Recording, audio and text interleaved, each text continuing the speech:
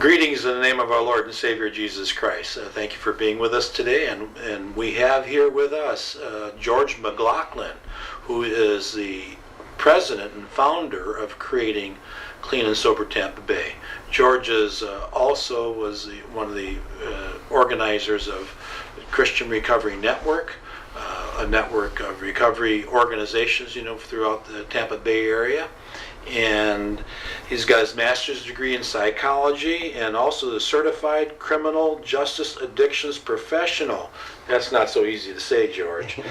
And he's been in recovery actually 1 year more than me. He's been in recovery over 24 years, and he's been active as a Christian counselor in many rehab centers, and then currently in a 130-bed rehab center, a Christian rehab center these days, and halfway houses. He's there's a few people that have around this country that have had more experience in recovery ministry than George McLaughlin. So it's a privilege to have you with us today here, George. These days, and halfway houses. There's a few people that have around this country that have had more experience in recovery ministry than George McLaughlin. So it's a privilege to have you with us today here, George. And halfway houses.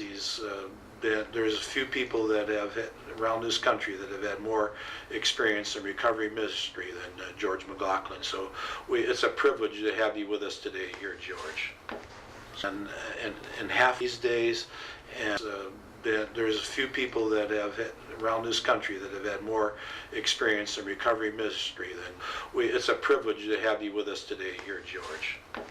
And half these days, and there's a few people that have around this country that have had more experience in George McLaughlin. So recovery ministry, then it's a privilege to have you with us today here, George. And half there's a few people that have around this country that have had more experience in George McLaughlin. So recovery ministry, then it's a privilege to have you with us today here, George. These days, and half there's a few people that have around this country that have had more experience in George McLaughlin. So recovery ministry, then it's a privilege to have you with us today here, George. These days, and half there's a few people that have around this country that have had George McLaughlin. So more experience. It's a privilege to recovery ministry, then, George. To have you with us today here, and half there's these days, and a few people that have George McLaughlin. So around this country that have had it's a privilege to more experience in George. Recovery ministry, then, to have you with us today here, and half there's these days, and a few people that have George McLaughlin. So it's a privilege to more experience in George. Recovery ministry, then, around this country that have had and half have you with us today here. There's these days, and a few people that have George McLaughlin. So it's a privilege to more. You share with us on step 8, please. Step 8, great step. The steps is great to me. Step Yes, 8 is great. I mean, they are great because step 8, we made a list of all people where Harmony became willing to make amends to them all. It didn't say anything other than make a list. Mm-hmm. Step 8 is real funny because it's a humbling step, for one thing. And another thing is it demands a new kind of honesty. Yes. It demands a new kind of honesty. Because now you're looking at not so much what people have done to you, because I know we all can say, well, if she didn't do that or he didn't do that, and if that didn't happen, I wouldn't have done that. No, that's not what step 8 is about. Step 8 is about me humbling myself to take time out to spend time with God for one thing, and ask God to bring to my conscious, bring to my awareness of what it is that I need to humble myself to do for others. I need to humble myself. I need to ask for forgiveness. We're always looking at what people done to us. No, it's not about what people done to us. It's about what we have done to others. I'm making a list. I'm writing my mother down. I'm writing my sister down. I'm writing, well, number one, Write yourself down. Yes. Don't forget yourself. Write yourself. I hurt me. And in hurting me, I hurt you. Remember this, and don't you ever forget this. Say, hurt people hurt people. That's right. Yes.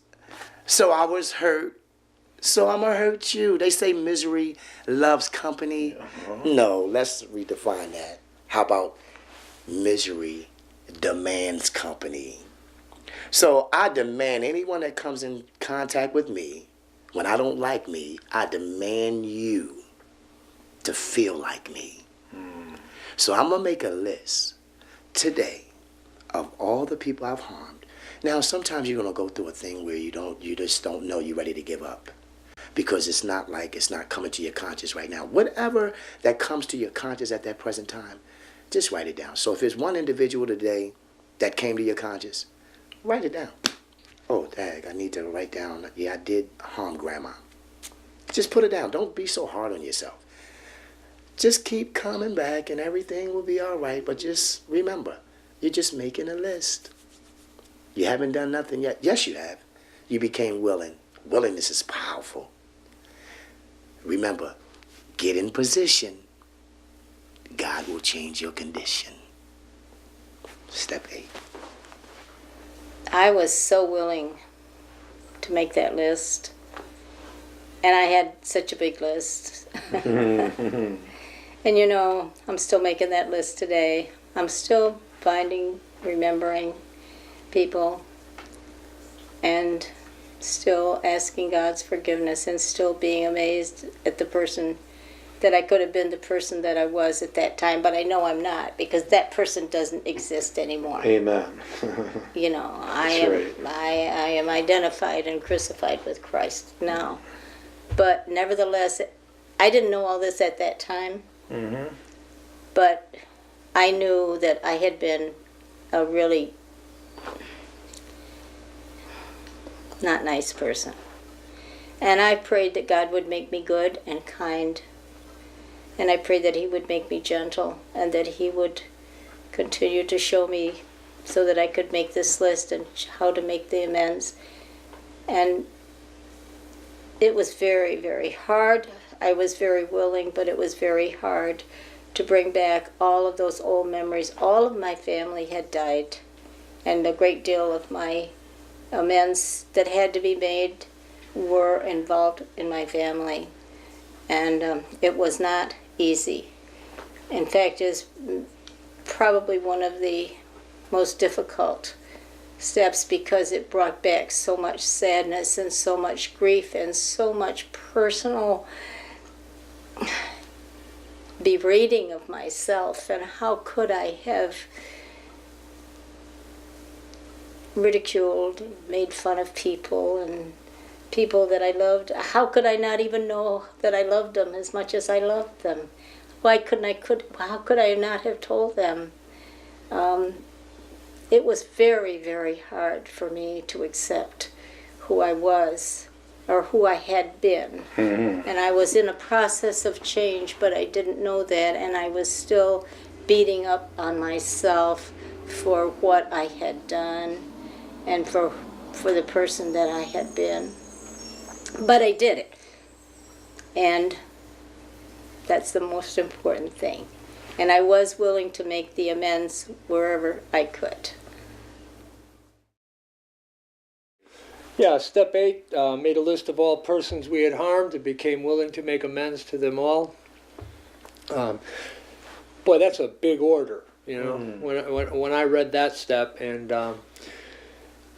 you know, the first time I worked the 8th step, I wasn't really, you know, working the steps properly, evidently, because I didn't have a very long list. I didn't really, because I was still somewhat under delusion that not a whole lot of people got hurt by me, you know.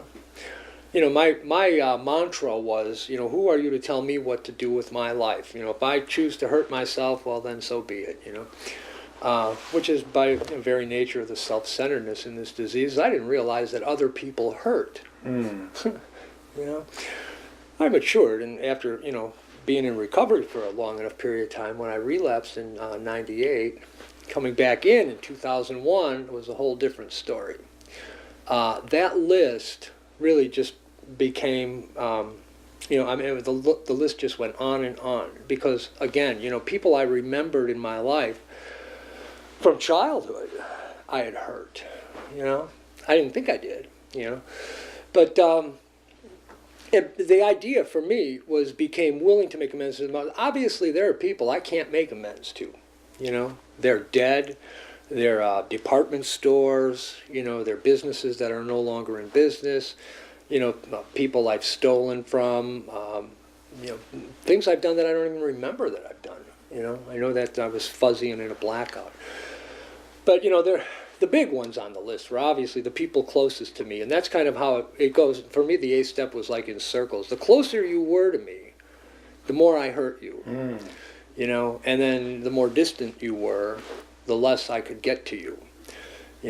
No mystery why then people just continued to leave me. I guess they figured that out before I did. Yeah, I guess. But and on that list, including mom, dad, grandma, grandpa, all the people, the police, I had a psychiatrist that I was in practice with up in North Carolina that I had to realize was on that list because, even though he put me on medical leave while I was using narcotics intravenously, thinking that I should still be able to practice psychology, he decided it would be a good idea for me to not practice anymore. So he put me on medical leave, and I resented him for that. I thought that was unfair, and what he was really doing was taking my business, and and he's just a greedy cutthroat, and I wanted to kill him.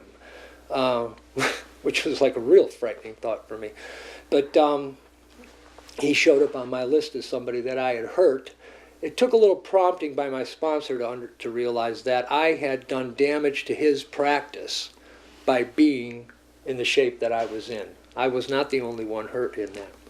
So he's on the list. Then I had to put myself on that list too. And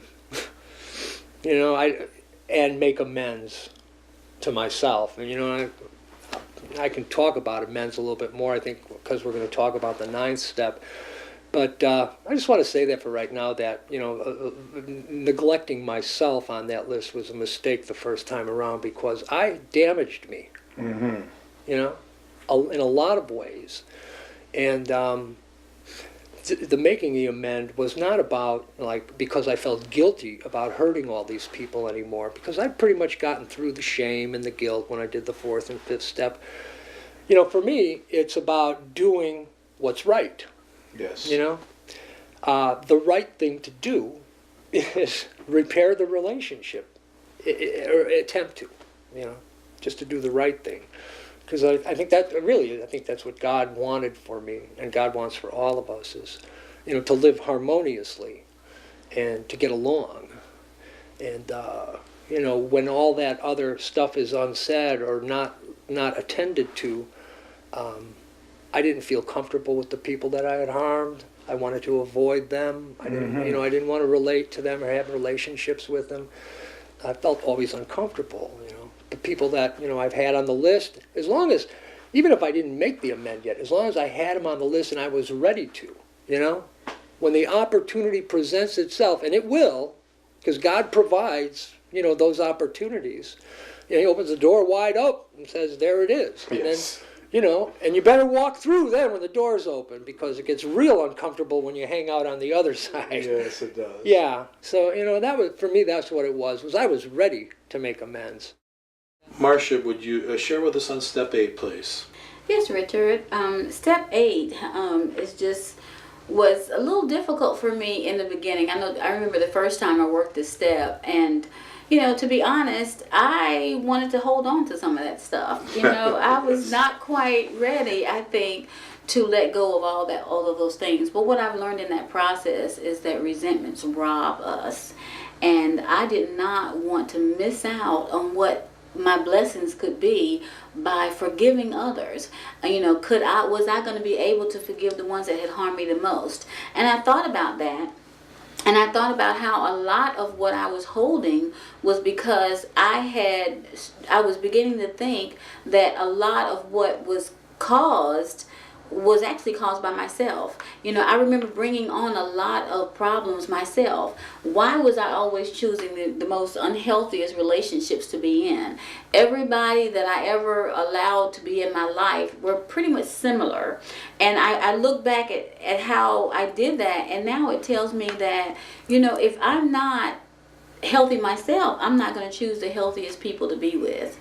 And so resentments for those things, people can only give you what they have. They only can give you what they have been taught. And a lot of times when people don't have that, you can't expect to receive it. And so today, I'm just learned that, you know, what's mine is mine, and I need to own what's mine. But what's yours is yours. So when I made that list, I had to go back as far again as 5 years old and come all the way up to who I am today, and remember that those things, some of those things, have helped me in the long run become the best person that I can be. Because once I was able to forgive, I was able to live freer, you know, just live a free life, because I no longer have to carry that ball and chain around holding resentments on things that you probably aren't even aware of. Amen. Step 8 is another one of my favorite steps. I love 4 and 5, and they're kind of hard to separate. And I love 8 and 9. They're kind of hard to separate, but I'll do the best I can. In my time in recovery, it always amazes me when people look at the steps. Everybody wants to rush to step 8. I think that we all, at steps 8 and 9, that we all know we've done wrong and want to apologize. But, you know, the steps are put in order. And if you have not done your 4th and your 5th step, it always seems impossible. How can you do step 8 unless you write out, you know, what you've done, who you've done it to? Mm-hmm. The thing that I've noticed about step 8, that by the time that I get to step 8, and being working with a sponsor or a friend, brother, what I call him, I found out that a lot of people that I thought needed to be on my list really didn't. I didn't owe some people amend. But the thing that I also found out, there was a lot of people that needed to be on my list that I owed an amend to, that I thought they owed me an amend. And so, you know, it's better to have too many people on your list than not enough. Yes. But I would encourage you that tell anybody you can't do step 8 till you do step 4. But once you make the list, that's the hardest thing, because when you write out that list, when I did mine, I'm admitting that I've done something wrong to everybody on my list, and I always found a way to have an excuse. Well, if they did this, so it justified what I did. When I put them on my list in my 8th step, the justification was no longer there. It doesn't matter what somebody else did. If you injure somebody, you're responsible for your actions. And that's what recovery is about. That's what the Lord wants us to be, is to be responsible for our actions. And step 8 is a step to where you take a large step towards taking responsibility for the people that we've injured, you know, and we'll talk later about how to make amends, but you can't make an amend till you admit that you did something wrong. And there's a scripture that says, and there's a ministry that I'm involved with that we started it on. Once you know the truth will set you free. And the other thing is, I'm a terrible liar. So if I tell the truth, I don't have to remember the lies. Step 8, we made a list of all persons we had harmed and became willing to make amends to them all. And man, I just knew I was going to, because I was so important and I just was such a really terrible person. I had the flip side of grandiosity, that I had all of these people that I needed to make amends to. But my sponsor says, again, he says, you need to put yourself on the list first. You need to make amends for Jonathan, for all the hurt you caused Jonathan. And I did that. I put my name on the list, and it didn't work right away because I don't know if I forgave myself right away. It's amazing how God had already forgiven me, and here I'm walking around not forgiving myself, playing God in a sense. Yeah. Still wanting to judge myself and beat up on myself because I had been such a terrible person. But the step is about justice and brotherly love, and making restitution for harm done. So the first part of the step is to put people on that list, and to be as fair as I can be about the names that go up there. And it also says that we don't make this amends except when to do so would harm those and others, which takes place in the 9th step.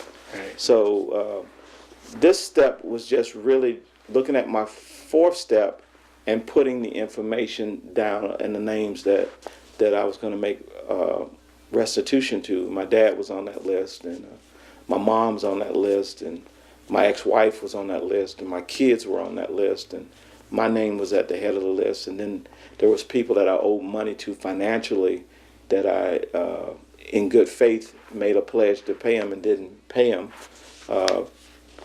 And I thought I had to go back and pay back all the drug dealers and all that stuff. And my sponsor said, no, that don't go on the list. You'll do that in a different way.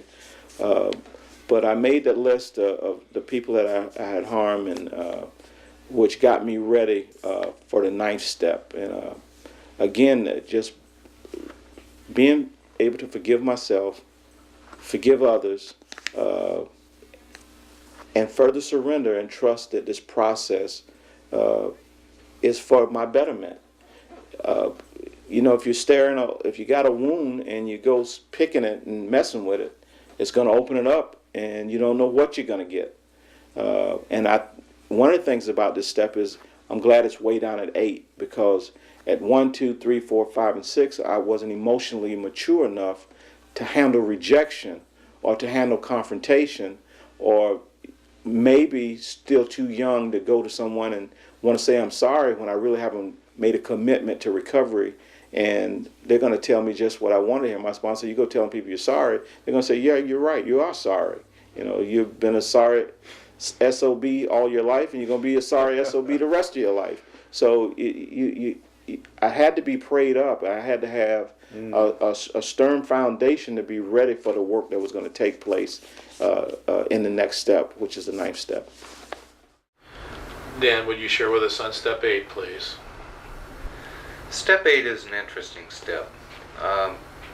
In step 8, I have to make a list of people that I've harmed and become willing to make amends to them all.